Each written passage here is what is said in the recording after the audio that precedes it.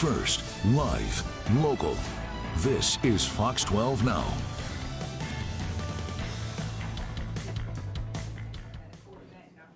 Hello, everyone. Greg Nibbler with Fox 12 Now. Thanks for joining us. This is live here in the newsroom at Fox 12 Oregon and wherever you found us. Thanks. Remember, whether that's on one of our apps or whether you're watching us on YouTube or the website, thanks for being here. We do go live every weekday at 1 p.m. Pacific with all kinds of interviews, stories, sometimes breaking news, lots of stuff happening right here, and this is a go-to place for that. But right now, we're going to be talking about a pretty big event that's taken place when it comes to Apple. Yes, anytime Apple has an event, you know everyone pays attention, whether it's because you're getting a new iPhone, not the case this time, or a new Mac, which there was a little bit of that today, but I think the big thing that's happening today is the announcement of Apple's very much anticipated headset. We're going to get into details about that. So just to give you some context, Apple's Worldwide Developer Conference, they're going to have all the people who design all the apps and the programs and the things that you like to use on your iPhone or your Mac or whatever, your iPad. They're all going there through some training, learning about some of the new operating systems, and there's a lot of information about that out there. But the big key headline today was the announcement about the Apple Vision Pro. So this has been going on for years, really, years, that people have been talking about the rumors that Apple's working on a new virtual reality headset, augmented reality, mixed reality. We'll explain what all of those are. But we did finally get the release today, the info about that. That right there is what Apple has been keeping secret for a very long time. So what is this that we're looking at? I want to give you a little bit of a definition on that. So this is the Apple Vision Pro. That is the name of it. We're going to watch this just a couple of times here as it loops around. So virtual reality, a lot of people are familiar with virtual reality. It's the idea that you're completely immersed. If you think about your Oculus Pros, your HTC Vives, those headsets you put on, you're playing your video games or whatever it is that you want to do in those completely virtual worlds. That's virtual reality. Augmented reality is a little bit different. It's the idea of layering digital things over the world that you're looking at. Think about this. If you hold up your phone, and you've got different things you can layer on, say a picture, whether it's whatever it may be, whatever you pull up, you want to layer it over an image that you're looking at right now, that is augmented reality. You're augmenting what you're actually seeing in front of you. That's the concept behind that. It's layering things over your actual world that you're looking at. Mixed reality, it's bringing those two things together. This is what the Apple Vision Pro does.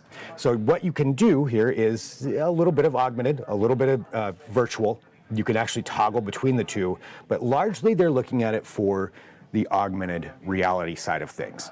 The idea that you can sit there, as you see this guy here in his living room, this is coming directly from Apple, and layer things over your real world.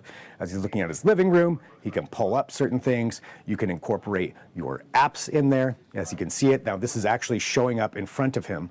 As he's looking at it, you can scroll through your pictures. You can integrate pretty much everything that you do with a Mac or with your iPhone, according to Apple, right into this. So it's all being layered over. And on top of that, you control it with your hands. There is no, we'll put that back up there so you're not watching me as I'm talking with my hands, not as exciting as that. But that's the concept, is that you're actually controlling this with your hands as you engage with it. So here's another better example of the gestures as we're mentioning it. There's no controller that comes with this. So it is completely what they're calling spatial computing. The idea, you put this on, you do have a battery pack that's got to be hidden somewhere, and it's hiding in this shot right here, but there's a battery pack that they would be wearing. But yes, see how she's moving your hands? That is how you would control everything within this. There's no apps, there's no controllers. If you've used other VR systems before, there generally is. Sometimes you get a little bit of that spatial computing kind of control, but this is really doing it all by hand.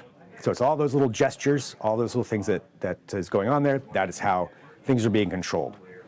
So kind of a big deal right there in not having to use your any kind of controller for that. So going back to what other things that you can do, that's another one of the key components of this.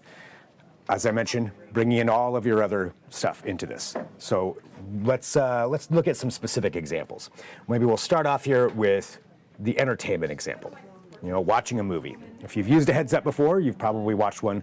Well, with this, you can create a gigantic screen. I believe it was 100 inches. I'll have to take a look at what the exact screen size is, the virtual screen that you would, excuse me, not 100 inches, 100 feet. How about 100 feet? You could have 100-foot wide. Oh, stop it. put these on loops a little bit more.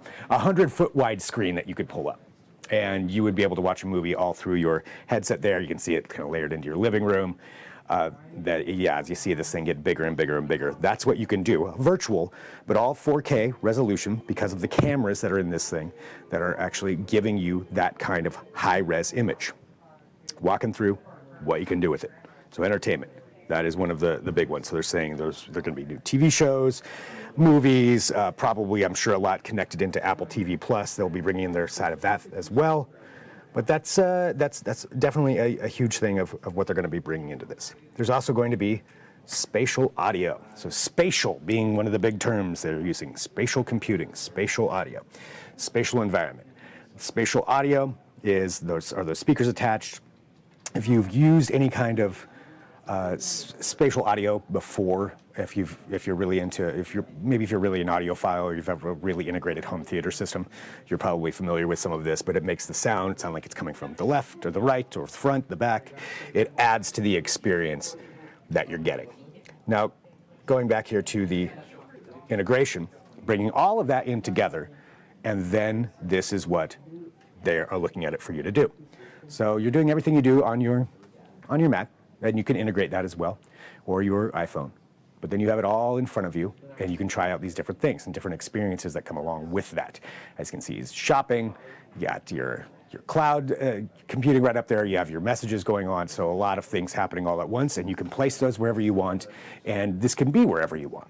So if you think about the world of remote computing, that's where you're going to be. And look at that, even the keyboard, that's virtual. That's just sitting there, and he's moving his fingers as he's typing on that. So that's, again, all just packed into this one headset, and this is the idea behind that you're going to be able to do all of those things. A couple other things, if you, I'll pull up some of the other footage that they have from today with the Apple Vision Pro and walking through.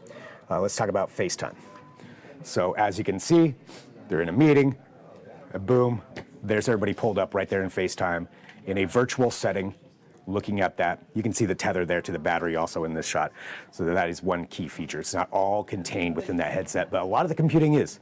Most of the computing actually is contained within that headset. So that's a pretty big deal right there.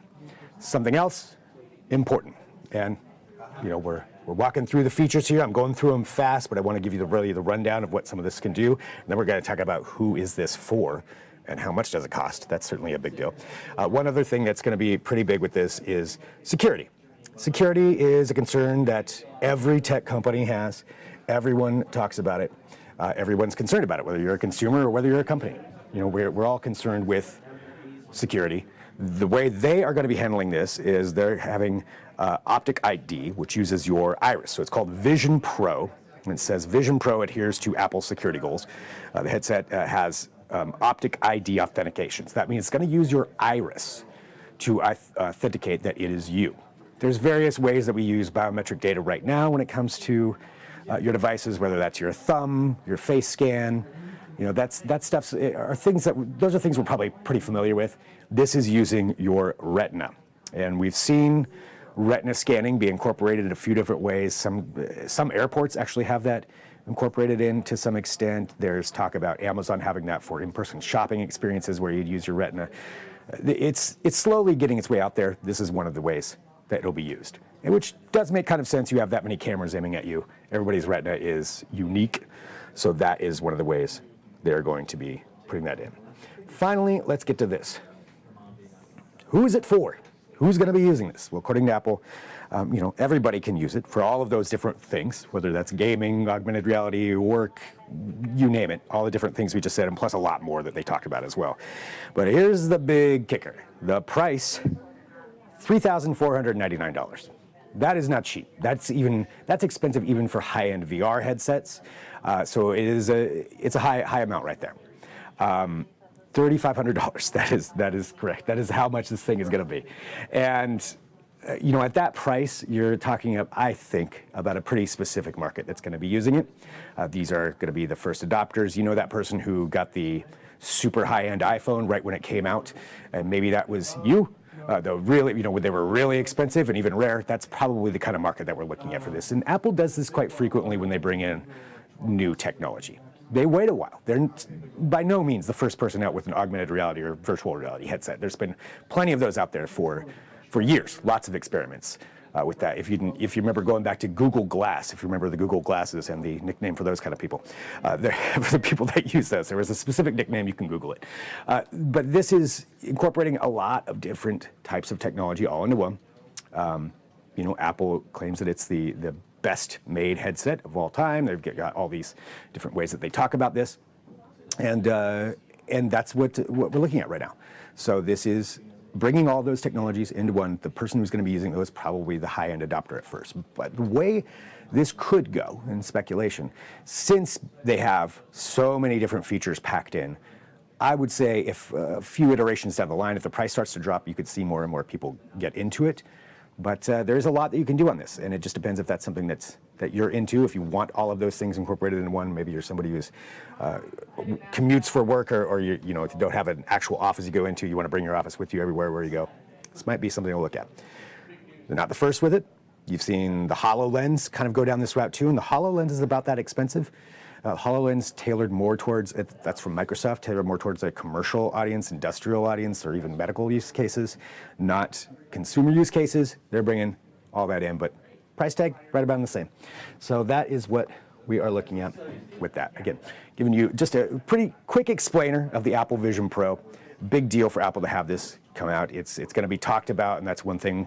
When it does come to Apple, no matter what it is, whether people are interested in it or not, people like to talk about it and learn what it is. So that's what I wanted to do today, give you just a little explainer, a little bit of information about what came out. Of course, there's lots more you can dig into and find out more about it and do a deeper dive with that, but that is the explainer of the Apple Vision Pro. And I'm Greg Nibbler. This is Fox 12 Now. I appreciate you watching wherever you are. Please download our apps. I don't think we have one for the Apple Vision Pro yet, but maybe that's on the way. We'll see if we can get on that. But for right now, you can watch us a lot of places still. So whether that's on your Roku TV, your Apple TV, your Fire TV, whatever, or you're watching on YouTube Live, you're watching on the website. Thanks for finding us. Make sure to remember this, and we'll be live tomorrow at 1 p.m. Pacific. So tune back in then, watch all of our past episodes and everything else that's going on. Listeners, breaking news happened, could break back in with that too. But for right now, I'm signing off. I'm Greg Nibbler. This